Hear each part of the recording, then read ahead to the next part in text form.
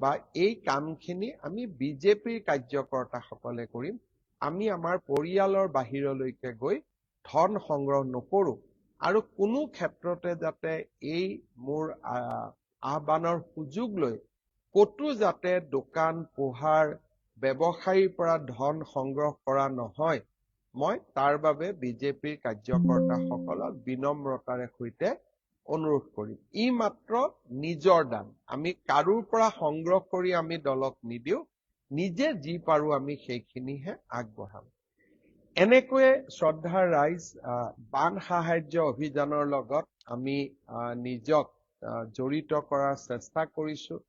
মই আগতে কৈছোঁ যে এতিয়া আমি ৰিলিফৰ পৰ্যায়ত আছোঁ, কিন্তু ৰিলিফে বান বিধ্বস্ত ৰাইজৰ সমস্যা সমাধান কৰিব নোৱাৰে। ইয়াৰ বাবে ৰিহেবিলিটেশ্যন অৰ্থাৎ আমি স্থায়ী সহায় আগবঢ়াব লাগিব। যাৰ ঘৰ ভাঙি পৰিছে তাক ঘৰৰ বাবে পুঁজি আগবঢ়াব লাগিব। স্কুল ভাঙি পৰিছে তাক স্কুল নিৰ্মাণৰ বাবে পুঁজি আগবঢ়াব লাগিব। কাৰোবাৰ ৰাস্তা ভাঙিছে আমি ৰাস্তা নিৰ্মাণৰ কাৰণে সহায় কৰিব লাগিব। মথাউৰি ভাঙিছে আমি মথাউৰি নিৰ্মাণ কৰিব লাগিব। অংগনবাদী কেন্দ্ৰ ভাঙিছে আমি অংগনবাদী কেন্দ্ৰ নিৰ্মাণ কৰিব লাগিব। খেতি পথাৰলৈ আমি চিড, কঠীয়া, প্ৰয়োজন হলে ট্ৰেক্টৰ চলাবৰ বাবেও বা ট্ৰেক্টৰাইজেশ্যনৰ কাৰণেও আমি সুবিধা কৰি দিব লাগিব।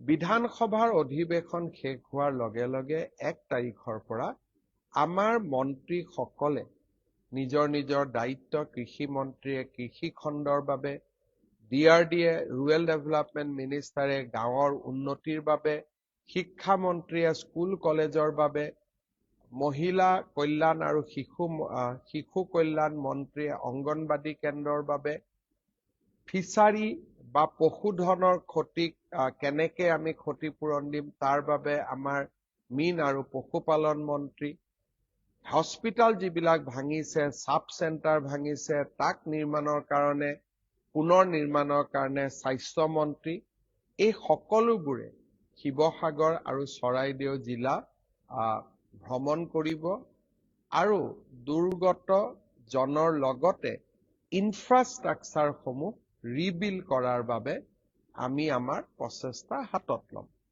ভাৰত চৰকাৰে আমাক মুকলিভাৱে সহায় কৰিব, তাক মই বিশ্বাস কৰোঁ আৰু ভাৰত চৰকাৰ বিশেষকৈ প্ৰধানমন্ত্ৰী ডাঙৰীয়াৰ ওপৰত আমি সকলোৱে আস্থা ৰাখিম যে শিৱসাগৰ আৰু চৰাইদেউ জিলা, গোলাঘাট, যোৰহাটৰ পুনৰ নিৰ্মাণত আমাক নিশ্চিতভাৱে ভাৰত চৰকাৰে উদাৰ সহায় আগবঢ়াব।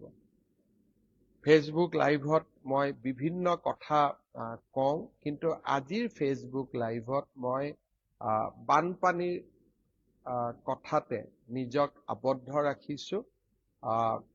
বাহিৰৰ বিষয় মই আজি টাচ কৰিব খোজা নাই, কাৰণ এতিয়া আমাৰ আটাইতকৈ ডাঙৰ প্ৰায়ৰিটিটো হৈছে বান বিধ্বস্ত ৰাইজক সহায় সহযোগিতা আগবঢ়োৱা। মোৰ এই ফেচবুক লাইভ অনুষ্ঠান মিতালী বৰাই চাই আছে, অনিতা দে সাহাই চাই আছে, চন্দন ধাৰাই চাই আছে, দীপেন বৰাই চাই আছে, উৎপল চৌধুৰীয়ে চাই আছে, বিবেক সীমা বৰুৱাই চাই আছে, যুগল দাসে চাই আছে, জোনালী ৰংপিপিয়ে চাই আছে, বহুতে বেলেগ নিজৰ নিজৰ ভাৱ ধাৰাৰে পৰামৰ্শও দিছে। কোনোবাই কৈছে মামা অৰুণোদয় এই মাহত দিব নালাগে, গোটেই টকাটো শিৱসাগৰ চৰাইদেউত দিয়ক। পুঁজিৰ অভাৱ নাথাকিব আৰু আমি যিমান পাৰোঁ চৰকাৰী নিয়ম নীতিৰে আমি সহায় কৰিব পাৰিম। অৰুণোদয় বন্ধৰ দৰে চৰম ৰাস্তা নিশ্চিতভাৱে এতিয়া আমি ল'বলগীয়া হোৱা নাই আৰু তেনেকুৱা কথা আমি এতিয়াই নিশ্চিতভাৱে চিন্তা নকৰোঁ। জুমি দাসে ফেচবুক লাইভ চাই আছে, শ্যাম সুন্দৰ সাহাই চাই আছে, ললিতা ৰাজবংশীয়ে চাই আছে, কমল শৰ্মাই চাই আছে, আমাৰ মন্ত্ৰী বিমল বৰা ডাঙৰীয়াই চাই আছে, অজন্তা নেওগ ডাঙৰীয়ানীয়ে চাই আছে, বিজয় মালাকাৰ আমাৰ বিধায়ক ফেচবুক লাইভ চাই আছে, ধ্ৰুৱজ্যোতি নায়ক তেখেতেও ফেচবুক লাইভ চাই আছে, ললিতা ৰাজবংশীয়ে চাই আছে, এনেকৈ বহুত জনে ফেচবুক লাইভত জড়িত হৈ আছে। মই সকলোকে আহ্বান জনাম, সকলোৱে যে টকা পইচা দিয়েই সহায় কৰিব তেনে নহয়। আমি আমাৰ মনতে বান বিধ্বস্ত ৰাইজৰ প্ৰতি আমি প্ৰাৰ্থনা ৰাখিম, আমি নেদেখাজনৰ ওচৰত প্ৰাৰ্থনা কৰিম যাতে ভগৱানে মৃতকক চিৰ শান্তি প্ৰদান কৰে, মৃতকৰ দুখ সহ্য কৰিবলৈ পৰিয়ালবৰ্গক সাহস দিয়ে, আৰু বানত আক্ৰান্ত লোকসকলক এই কঠোৰ পৰিস্থিতিৰ সন্মুখীন হ'বলৈ পৰম পিতাই যাতে সাহস দিয়ে, তেনে প্ৰাৰ্থনাও যথেষ্ট। টকা পইচা এটা কথা, কোনোবাই গৈ সহায় কৰিছে এটা কথা, কিন্তু নিশ্চিতভাৱে বান বিধ্বস্ত ৰাইজক সাহস আৰু শক্তি পৰম পিতাই প্ৰদান কৰক, তাক আমি সকলোৱে প্ৰাৰ্থনা কৰিব পাৰোঁ। মই আশা কৰোঁ মোৰ ফেচবুক লাইভ চাই থকা আৰু সকলো লোকে বান বিধ্বস্ত ৰাইজক ভগৱানে শক্তি আৰু সাহস দিয়ক, তাৰ বাবে নিশ্চিতভাৱে প্ৰাৰ্থনা জনাব। বিজেপিৰ কাৰ্যকৰ্তাসকলে যোনে যেনেকে পাৰে আমি যিটো এটা সিদ্ধান্ত লৈছো তাত সহযোগিতা কৰিব, আৰু যিসকল ৰাইজে শাৰীৰিকভাৱে শিৱসাগৰ, চৰাইদেউত গৈ, যোৰহাট, গোলাঘাটত গৈ ৰাইজক সহায় কৰিছে, তেখেতসকলক মই ধন্যবাদ আৰু প্ৰণাম জনাইছো। আৰু যিসকলে মুখ্যমন্ত্ৰীক সাহায্য পুঁজিলৈ দান আগবঢ়াই বান বিধ্বস্ত ৰাইজক সহায় কৰাৰ বাবে মোক দায়িত্ব দিছে, তেওঁলোককো মই প্ৰতিশ্ৰুতি দিছো যে প্ৰত্যেকটো পুঁজি, প্ৰত্যেকটো ধন আমি বান বিধ্বস্ত ৰাইজৰ বাবে আমি ব্যয় কৰিম। পুনৰ আপোনালোকক বানপানী বা বান পৰিস্থিতিৰ ওপৰত যেতিয়াই যি মোৰ লগত আপডেট থাকে মই আপোনালোকক জনাবলৈ চেষ্টা কৰিম। এই সপ্তাহত মই পুনৰ এবাৰ শিৱসাগৰ, চৰাইদেউ, যোৰহাট, গোলাঘাট জিলাত যাম, যাতে বান সাহায্য আৰু পুনৰ সংস্থাপনৰ কাম কাজ আমি খৰতকীয়া কৰিব পাৰোঁ। আজিলৈ ইমানতে সামৰিছো। সকলোকে ধন্যবাদ। জয় হিন্দ, বন্দে মাতৰম।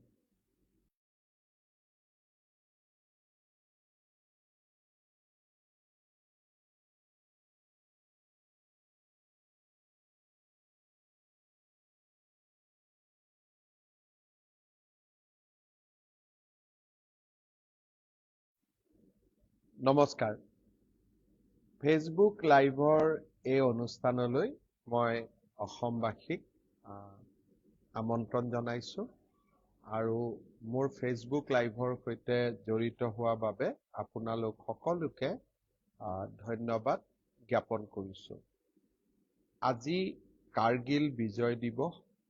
এই দিনটোত মই কাৰ্গিলৰ শ্বহীদসকলক অসমবাসী ৰাইজৰ হৈ শ্ৰদ্ধাঞ্জলি জ্ঞাপন কৰিছো, আৰু অমৰ শ্বহীদসকলৰ আদৰ্শৰে দেশ মাতৃৰ হকে নিজকে আকৌ এবাৰ উৎসৰ্গিত কৰিবলৈ সকলোকে আহ্বান জনালো।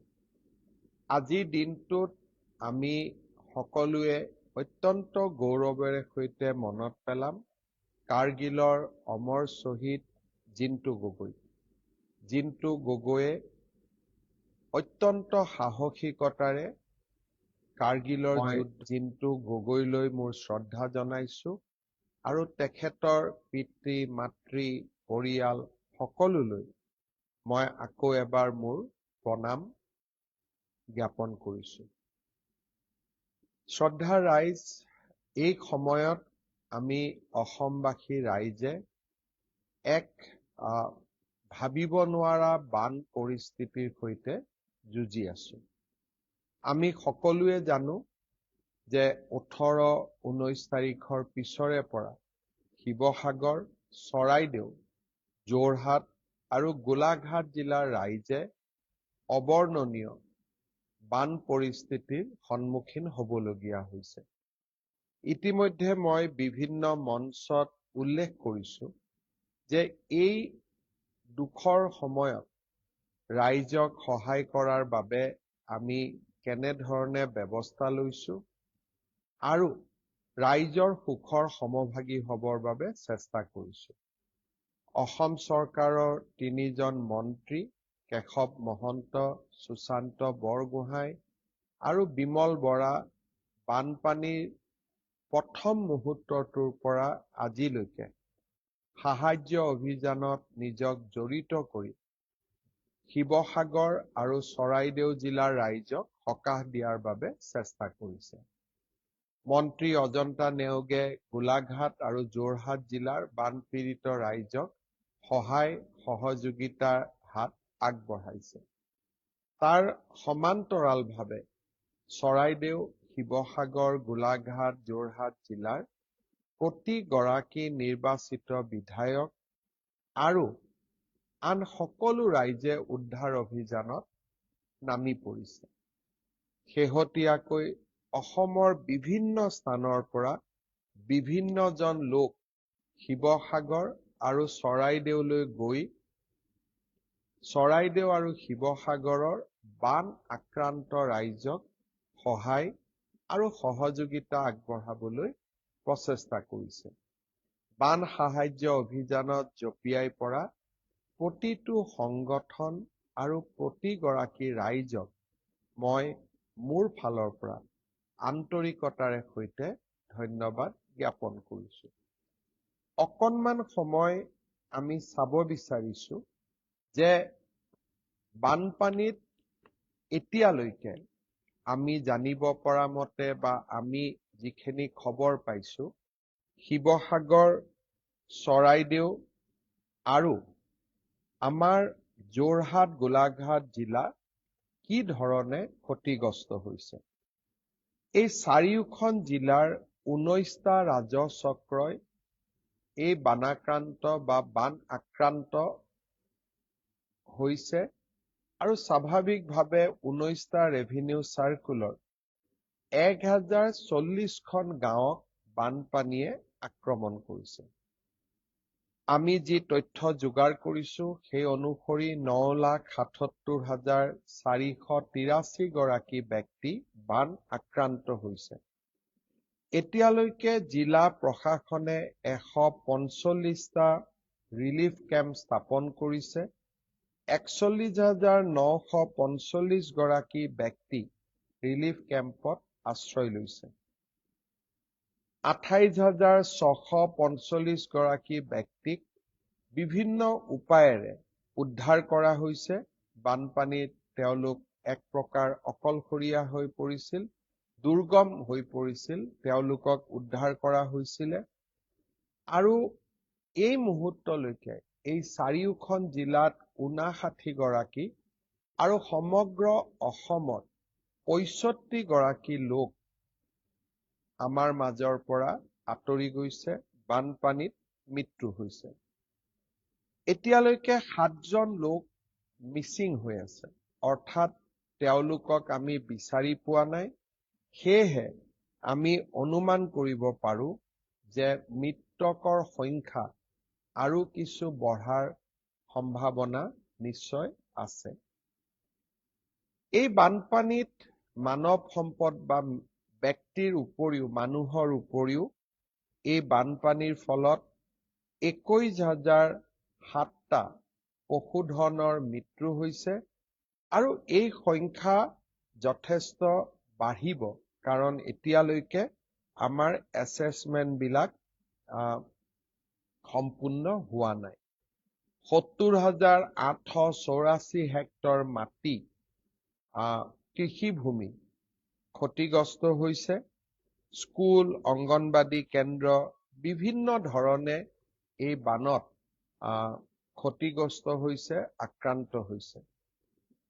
বানপানীৰ সময়ত সাহায্য প্ৰদান কৰা এটা প্ৰত্যাহ্বানমূলক কাম।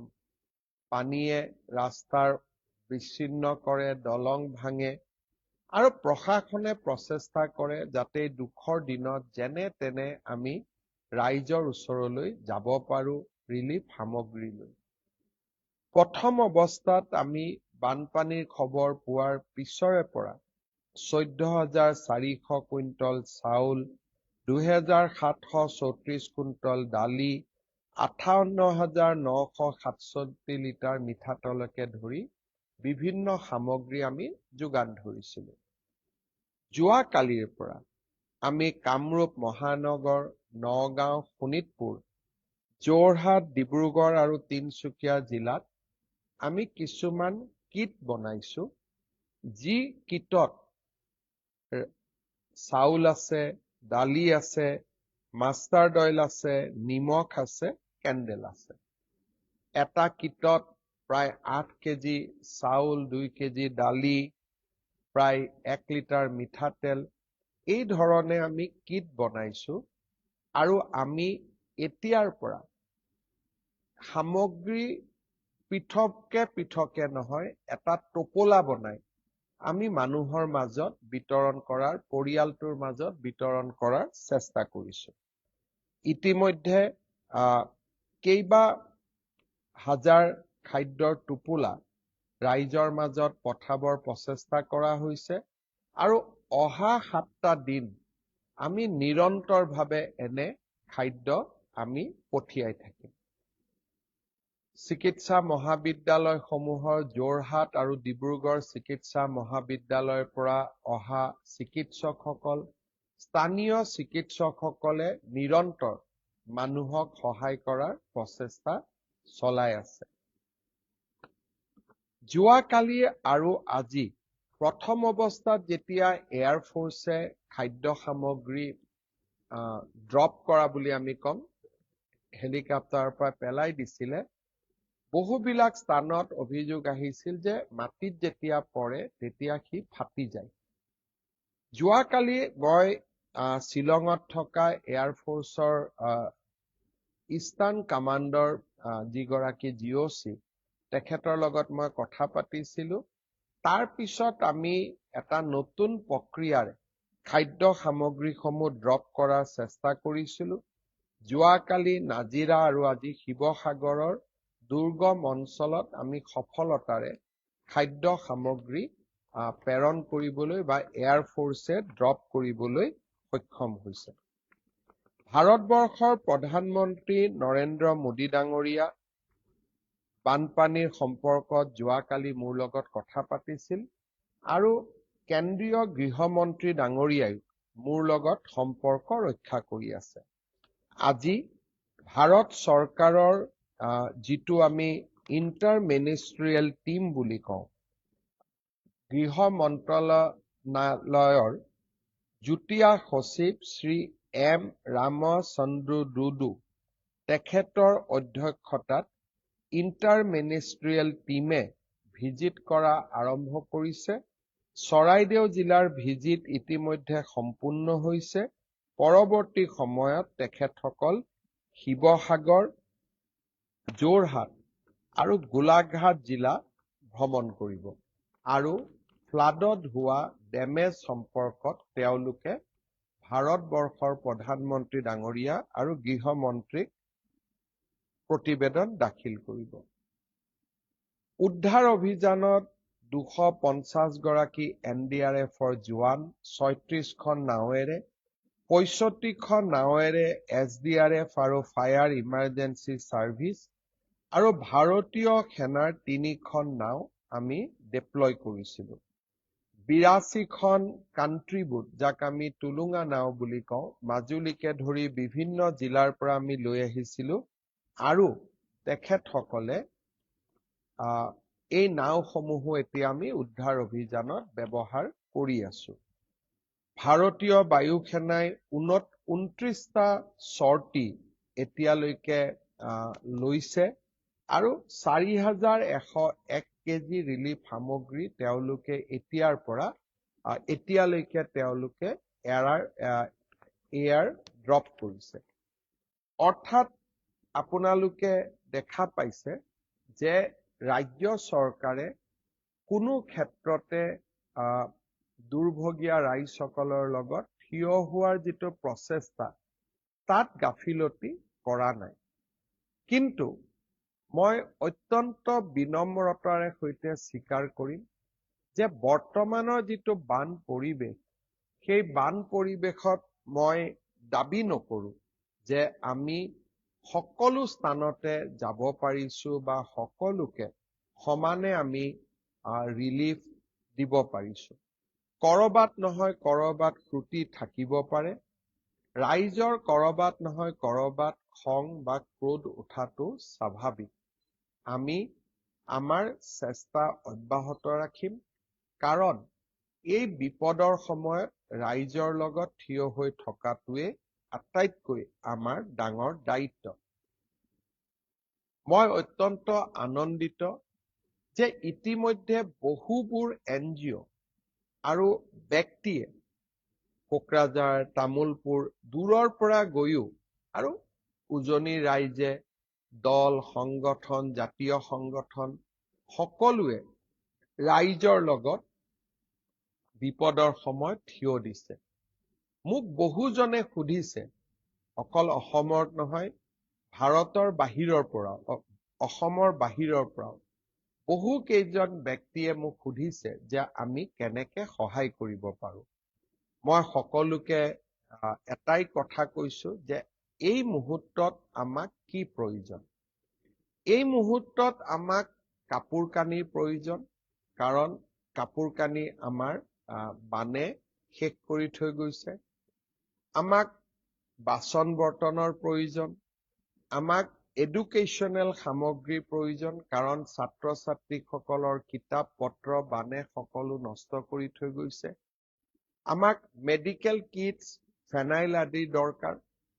আৰু এই ধৰণে বানৰ লগত জড়িত, বান সাহায্যৰ লগত জড়িত সামগ্ৰীসমূহৰ আমাৰ প্ৰয়োজনীয়তা আছে। বিভিন্নজনে মোৰ পৰা এই কথাবোৰ শুনি তেখেতসকলে নিজাকৈও সাহায্য অভিযান নামি পৰিছে, আৰু কিছু ব্যক্তি আৰু সংগঠনে মুখ্যমন্ত্ৰীৰ সাহায্য পুঁজিলৈও উদাৰভাৱে দান আগবঢ়াইছে। যোৱাকালি সন্ধিয়া আমি সকলোৱে জানো, শ্ৰী শ্ৰী ঠাকুৰ অনুকূল চন্দ্ৰৰ প্ৰেৰণাৰে সৎসংগ এটা আমাৰ ডাঙৰ সমাজসেৱী আধ্যাত্মিক অনুষ্ঠান। এই অনুষ্ঠানৰ বৰ্তমান নেতৃত্ব দি আছে পৰম পূজ্যপাত আচাৰ্যদেৱ শ্ৰী শ্ৰী অৰ্কধুতি চক্ৰৱৰ্তী, যাক আমি বাবাইদা বুলি মাতো। যোৱাকালি বাবাইদাই পৰম পূজ্যপাত বাবাইদাই 2 কোটি টকা শিৱসাগৰ, চৰাইদেউ, যোৰহাট, গোলাঘাটৰ ৰাইজৰ বাবে মোৰ হাতত তুলি দিয়ে, আৰু তেখেতে মোক কৈছে যে 2 কোটি টকা ৰাইজৰ বাবে ব্যৱহাৰ কৰিব লাগে। ঠিক তেনেদৰে এইকেইটা দিন মোৰ হোৱাটছআপত মই মেছেজ পাই আছো, কোনোবাই 100 টকা, কোনোবাই 500 টকা, কোনোবাই 10,000 টকা, কোনোবাই 25 লাখ, 10 লাখ টকা, কোনোবাই 50 লাখ টকালৈকে সহায় আগবঢ়াইছে। মই সকলোকে প্ৰতিশ্ৰুতি দিছো যে যিমানখিনি নাম আমি পাম, আমি ধুনীয়াকৈ বাতৰি কাকতত বিজ্ঞাপনেৰে আপোনালোকৰ দান বৰঙণি, আপোনালোকৰ সহৃদয়তাক আমি কৃতজ্ঞতাৰে সৈতে স্মৰণ কৰিম।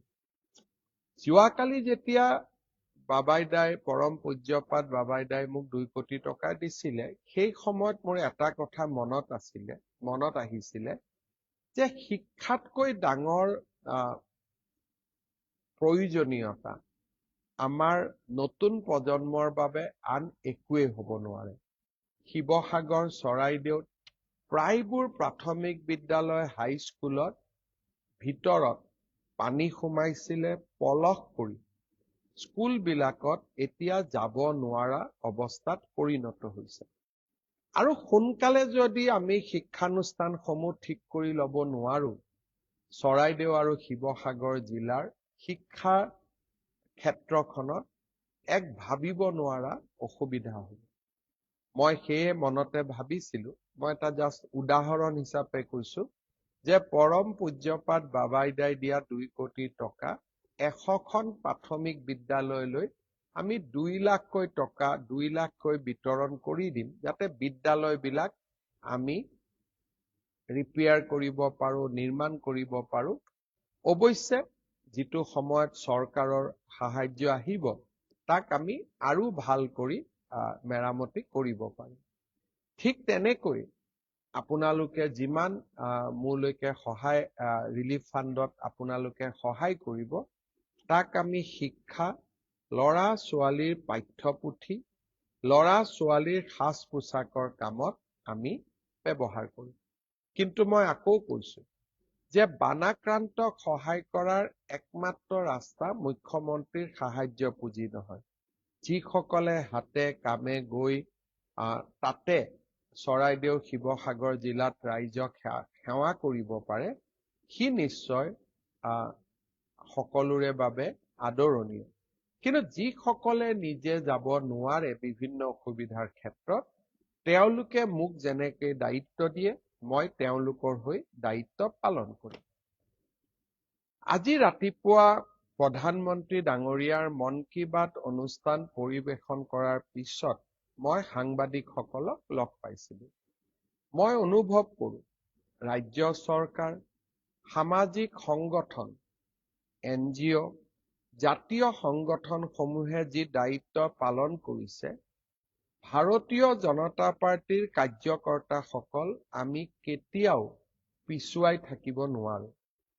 দলৰ সভাপতি শ্ৰী দিলীপ শইকীয়াৰ লগত আলোচনা কৰি আমি বিজেপিৰ কাৰ্যকৰ্তাসকলে ঠিক কৰিছিলো যে আমিও এই সাহায্য অভিযানত যিমান পাৰো আমাৰ দলটোৰ হৈও আমি সহযোগিতা আগবঢ়াম। স্বাভাৱিকভাৱে আমাৰ দলৰ মূল চালিকা শক্তিটোৱে হ'ল 50 লাখ আমাৰ কাৰ্যকৰ্তা। মোৰ ফেচবুক, মোৰ টুইটাৰ একাউণ্ট, বিজেপিৰ ফেচবুক, বিজেপিৰ টুইটাৰ একাউণ্টত আমি আমাৰ দলৰ একাউণ্ট নম্বৰটোক ইতিমধ্যে ৰাইজৰ আগত আমি মুকলি কৰি দিছো। যিসকল আমাৰ কাৰ্যকৰ্তাই 2000 টকাৰ তলত সাহায্য দিয়ে, তেওঁলোকে স্থানীয় বিধায়কগৰাকীৰ হাতত এই পুঁজিখিনি তুলি দিব আৰু বিধায়কগৰাকীৰ পৰা দলে এই পুঁজিটো সংগ্ৰহ কৰিব। আনহাতে কোনোবাই যদি ভাবে যে মই পোনে পোনে বেংক একাউণ্টত দিম, বিশেষকৈ 2000ৰ ওপৰত ৰাজনৈতিক দলে নগদ ধন সাহায্য হিচাপে ল'ব নোৱাৰে। এই বেংক একাউণ্টৰ জৰিয়তে আহিব লাগিব। আপোনালোকে আমাৰ বেংক একাউণ্টলৈকে পঠিয়াই দিয়ক। আমি এটা মনতে চিন্তা কৰিছো যে মই আগতেই কলো যে আমি স্কুলবিলাকত 2 লাখকৈ দিয়া, সি এটা কাম। আৰু এটা কাম আছে, এতিয়া আজি আমি ডিব্ৰুগড়, তিনিচুকীয়াৰ পৰা চাফাই কৰ্মীক আমি মাতিছো। মৃতদেহবিলাক পশু পক্ষীৰ মৃতদেহবিলাক যাতে আমি উঠাব পাৰো, যাতে পৰিৱেশটো বেয়া নহয়। কৰবাত আমাক পানীৰ পাম্প লাগিব, পানী উলিয়াবৰ কাৰণে অজস্ৰ পন্থা আছে। এই পন্থাবিলাকৰ ভিতৰত আৰু এটা পন্থা হৈছে যে আই মাতৃসকলক আমি একোখনকৈ মেখেলা চাদৰ দিব পাৰো নেকি। আমাৰ কণ কণ শিশুসকলক আমি একোটাকৈ স্পৰ্টিং গেঞ্জি বা টি চাৰ্ট বা চাৰ্ট এটা দিব পাৰো নেকি। ভাৰতীয় জনতা পাৰ্টিয়ে সিদ্ধান্ত লৈছে যে আমি আমাৰ কাৰ্যকৰ্তাসকলৰ পৰা আৰু আন যোনে যেনেকে আমাক সহায় কৰে, আমি প্ৰায় 12 কোটি টকা যদি সংগ্ৰহ কৰিব পাৰো, আমি 2 লাখ মেখেলা চাদৰ দিব পাৰিম আৰু 2 লাখ চাৰ্ট বা টি চাৰ্ট আমি দিব পাৰিম। আমি চেষ্টা কৰিম অহা সপ্তাহৰ ভিতৰত বা 3-4 দিনৰ ভিতৰত আমি এই সামগ্ৰীবোৰ ক্ৰয় কৰাৰ কাৰণে। আৰু ইতিমধ্যে আপোনালোকে যেতিয়াই কাৰ্যকৰ্তাসকলে যেতিয়া বিচাৰে তেখেতসকলে আমালৈকে চেক বা বেংক ট্ৰান্সফাৰ কৰি থাকিব পাৰিব। কিন্তু এই আঁচনিটো বা এই কামখিনি আমি বিজেপিৰ কাৰ্যকৰ্তাসকলে কৰিম। আমি আমাৰ পৰিয়ালৰ বাহিৰলৈকে গৈ ধন সংগ্ৰহ নকৰো আৰু কোনো ক্ষেত্ৰতে যাতে এই মোৰ আহ্বানৰ সুযোগ লৈ কতো যাতে দোকান পোহাৰ ব্যৱসায়ীৰ পৰা ধন সংগ্ৰহ কৰা নহয়, মই তাৰ বাবে বিজেপিৰ কাৰ্যকৰ্তাসকলক বিনম্ৰতাৰে সৈতে অনুৰোধ কৰিম। ই মাত্ৰ নিজৰ দান, আমি কাৰোৰ পৰা সংগ্ৰহ কৰি আমি দলক নিদিওঁ, নিজে যি পাৰো আমি সেইখিনিহে আগবঢ়াম।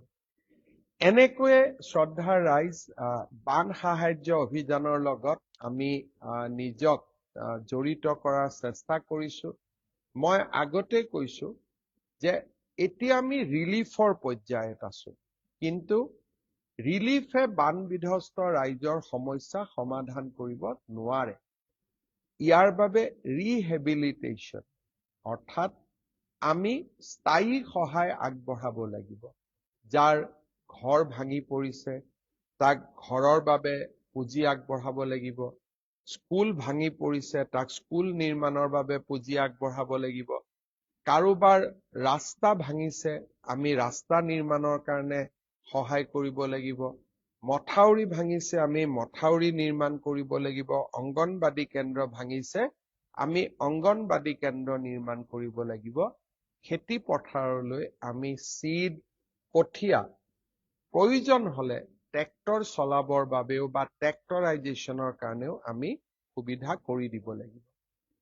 বিধানসভাৰ অধিৱেশন শেষ হোৱাৰ লগে লগে 1 তাৰিখৰ পৰা আমাৰ মন্ত্ৰীসকলে নিজৰ নিজৰ দায়িত্ব, কৃষি মন্ত্ৰীয়ে কৃষি খণ্ডৰ বাবে, DRDয়ে ৰুৰেল ডেভেলপমেণ্ট মিনিষ্টাৰে গাঁৱৰ উন্নতিৰ বাবে, শিক্ষা মন্ত্ৰীয়ে স্কুল কলেজৰ বাবে, মহিলা কল্যাণ আৰু শিশু কল্যাণ মন্ত্ৰীয়ে অংগনবাদী কেন্দ্ৰৰ বাবে, ফিচাৰী বা পশুধনৰ ক্ষতিক কেনেকে আমি ক্ষতিপূৰণ দিম তাৰ বাবে আমাৰ মীন আৰু পশুপালন মন্ত্ৰী, হস্পিটাল যিবিলাক ভাঙিছে, সাব চেণ্টাৰ ভাঙিছে তাক নিৰ্মাণৰ কাৰণে, পুনৰ নিৰ্মাণৰ কাৰণে স্বাস্থ্য মন্ত্ৰী, এই সকলোবোৰে শিৱসাগৰ আৰু চৰাইদেউ জিলা ভ্ৰমণ কৰিব আৰু দুৰ্গত জনৰ লগতে ইনফ্ৰাষ্ট্ৰাকচাৰসমূহ ৰিবিল্ড কৰাৰ বাবে আমি আমাৰ প্ৰচেষ্টা হাতত ল'ম।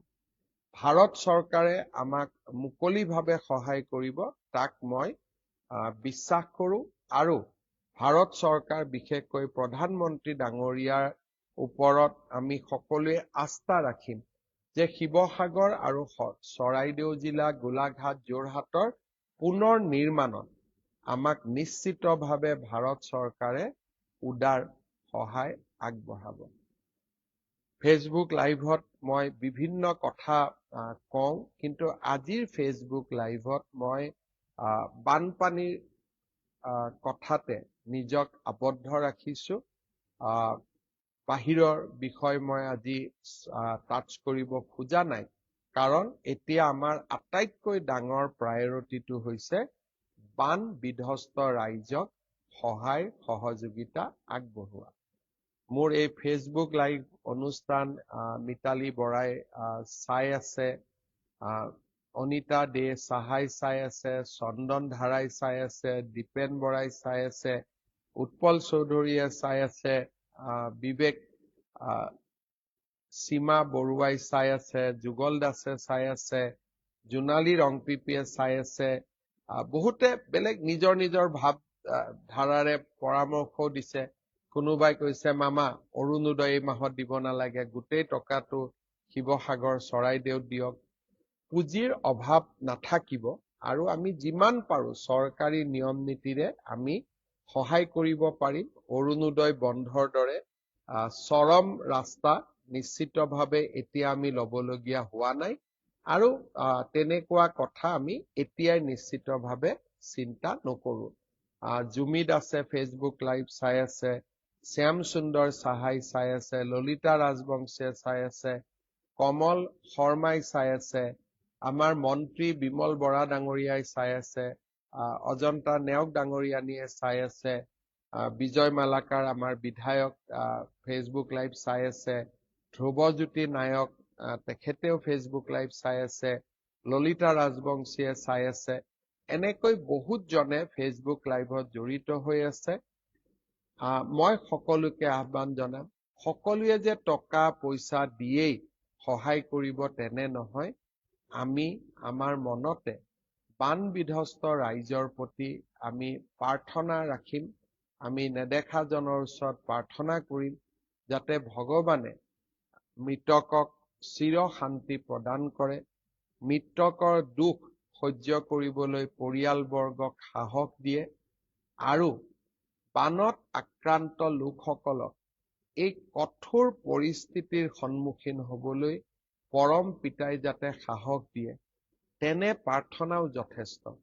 টকা পইচা এটা কথা, কোনোবাই গৈ সহায় কৰিছে এটা কথা, কিন্তু নিশ্চিতভাৱে বান বিধ্বস্ত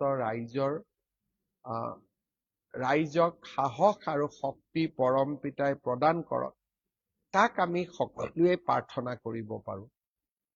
মই আশা কৰো মোৰ ফেচবুক লাইভ চাই থকা আৰু সকলো লোকে বান বিধ্বস্ত ৰাইজক ভগৱানে শক্তি আৰু সাহস দিয়ক, তাৰ বাবে নিশ্চিতভাৱে প্ৰাৰ্থনা জনাব।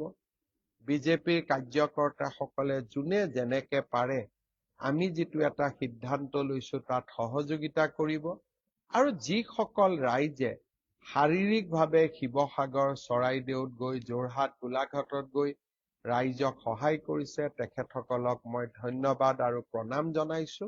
আৰু যিসকলে মুখ্যমন্ত্ৰীক সাহায্য পুঁজিলৈ দান আগবঢ়াই বান বিধ্বস্ত ৰাইজক সহায় কৰাৰ বাবে মোক দায়িত্ব দিছে, তেওঁলোককো মই প্ৰতিশ্ৰুতি দিছো যে প্ৰত্যেকটো পুঁজি, প্ৰত্যেকটো ধন আমি বান বিধ্বস্ত ৰাইজৰ বাবে আমি ব্যয় কৰিম। পুনৰ আপোনালোকক বানপানী বা বান পৰিস্থিতিৰ ওপৰত যেতিয়াই যি মোৰ লগত আপডেট থাকে মই আপোনালোকক জনাবলৈ চেষ্টা কৰিম। এই সপ্তাহত মই পুনৰ এবাৰ শিৱসাগৰ, চৰাইদেউ, যোৰহাট, গোলাঘাট জিলাত যাম, যাতে বান সাহায্য আৰু পুনৰ সংস্থাপনৰ কাম কাজ আমি খৰতকীয়া কৰিব পাৰো। আজিলৈ ইমানতে সামৰিছো। সকলোকে ধন্যবাদ। জয় হিন্দ, বন্দে মাতৰম। নমস্কাৰ। ফেচবুক লাইভৰ এই অনুষ্ঠানলৈ মই অসমবাসীক আমন্ত্ৰণ জনাইছো আৰু মোৰ ফেচবুক লাইভৰ সৈতে জড়িত হোৱাৰ বাবে আপোনালোক সকলোকে ধন্যবাদ জ্ঞাপন কৰিছো। আজি কাৰ্গিল বিজয় দিৱস। এই দিনটোত মই কাৰ্গিলৰ শ্বহীদসকলক অসমবাসী ৰাইজৰ হৈ শ্ৰদ্ধাঞ্জলি জ্ঞাপন কৰিছো আৰু অমৰ শ্বহীদসকলৰ আদৰ্শৰে দেশ মাতৃৰ হকে নিজকে আকৌ এবাৰ উৎসৰ্গিত কৰিবলৈ সকলোকে আহ্বান জনালো। আজিৰ দিনটোত আমি সকলোৱে অত্যন্ত গৌৰৱেৰে সৈতে মনত পেলাম কাৰ্গিলৰ অমৰ শ্বহীদ জিন্তু গগৈ। জিন্তু গগৈয়ে অত্যন্ত সাহসিকতাৰে কাৰ্গিলৰ যুদ্ধত অৱতীৰ্ণ হৈছিল আৰু দেশ মাতৃৰ হকে চৰম আত্মত্যাগ কৰিছিল। আজিৰ দিনটোত মই